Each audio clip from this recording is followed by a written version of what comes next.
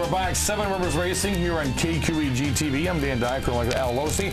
Our guest from the Coulee Go-Kart Raceway, and would expect to see him at the La Crosse Speedway here one of these days.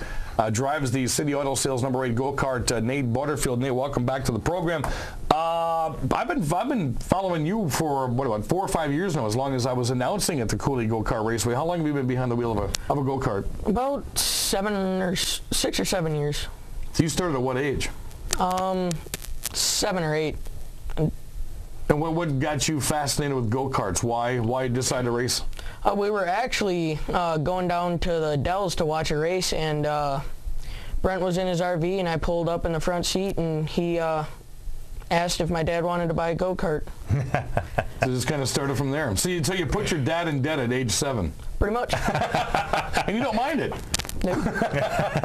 So, different classes at the Coulee Go-Kart Raceway. Now you've jumped some different classes here. Where did you start?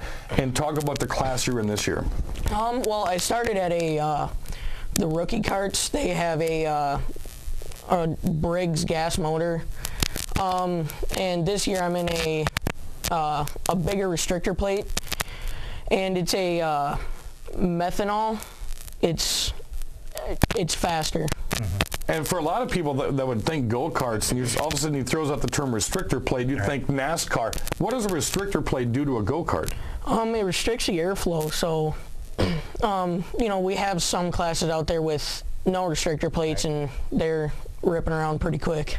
But he's saying that it's restricting the horsepower that is being put out by his motor. But I got to tell you, there's what, 4 carts that pretty much show up most Friday nights, and his division is one of the most competitive. There's probably 3 of them, and the 3 of you guys are really jockeying for position quite a bit. In fact, a lot of us that are out there all the time, we usually stop to watch your races. Yeah, it's pretty fun. I mean, I like racing like that. It's a good time. Well, we've got some video we're going to show here of Nate from just a couple of weeks ago here.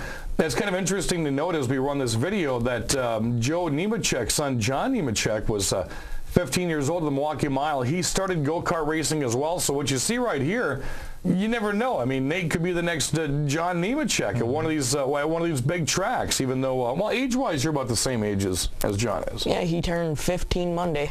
Mm-hmm. Well, talk about this race right here. This is at the halfway mark of the Coulee Go-Kart Raceway. First off, what kind of speeds are you finding at this track?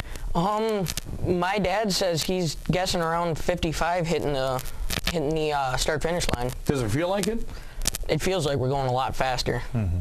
So now in this field right here, you've got yourself. It looks like you've got Taylor Schreier, and I'm not sure if is that Owen or is that Niles? Sam Niles.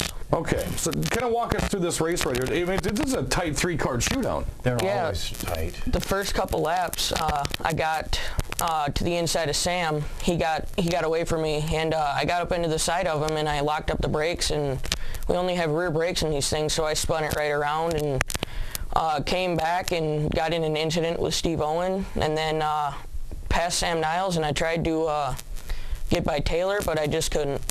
And you and Taylor have had some good side-by-side battles. I mean, you guys have beat each other at the line several times this year. Yeah, it's been a close year. I think it's going to be tough to win the championship.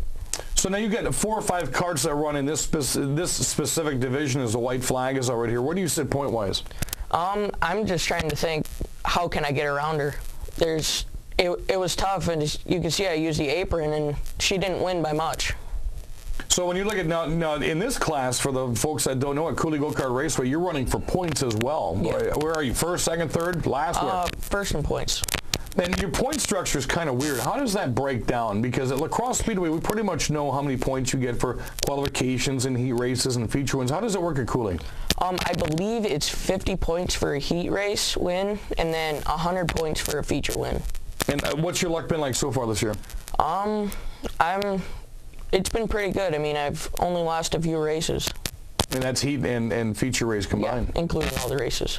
And he is the defending champion, too, in that division. I'll remember when it was so close at the end of last year, and after the race, they didn't know who won the championship. And as soon as they announced it, I saw Norm down there. I thought he was going to pick you and the go-kart up together as hard as he was hugging you. Yeah, going into the feature, I was 3 points behind and ended up with the championship. And that had to have been one of the tightest, best races I'd called at that racetrack, and I don't know how many years I was doing it for you guys out there, but that thing was tight, and it came down to turn 4, and there was a lot of rubbing going on at the end of that race. Yeah, me and Sam Niles got together, and I got turned, but they went to the last lap, and I led that lap. He was fortunate enough to go on and take the championship. So, talk about your sponsors first. Obviously, go-kart drivers, they need funding too to ride those cars. Yeah, City Auto Show, 3D Concrete, Recon Coating, Abs Construction, Butterfield Photography, all those guys. I got to thank them for helping me, because without them, I wouldn't be able to race. You ever seen Robert's photographs? Robert Butterfield? I have seen him on the internet. I was amazed here. He rattled those off very professionally. It's because Mom's back here with cue cards. So what happens in your future? What do you ultimately want to do once you're done go-kart racing? You know, hopefully this will be my last year, and then I get to go move up and start testing late models.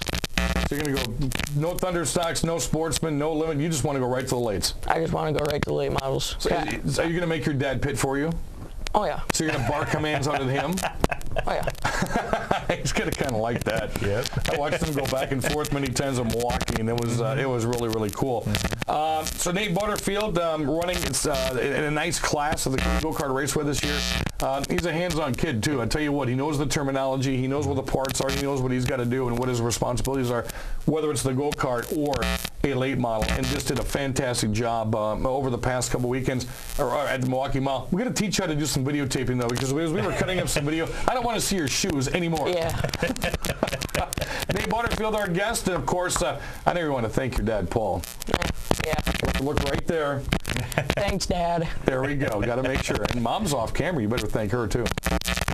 I love the respect we get in this studio. Nate Butterfield, watch him soon enough, folks. Late model driver to be here and maybe at La Crosse. That's going to end up the program today. Again, Smash-A-Rama coming up to La Crosse Speedway this coming weekend. You're going to see a lot of highlights. As we usually do, Jesse and the crew will be out there filming from one smash to the other at the Speedway. Nate, thanks for coming in. All right, Nate Butterfield, you can catch up with the Coulee Go-Kart Raceway. We're working on Brent Kirshner's car down at La Crosse. For Al Losi, I'm Dan Diger. Thanks for joining us on the program. We will be back with thrills and spills and smashes from Smash-A-Rama on next week's program here on KQEG TV.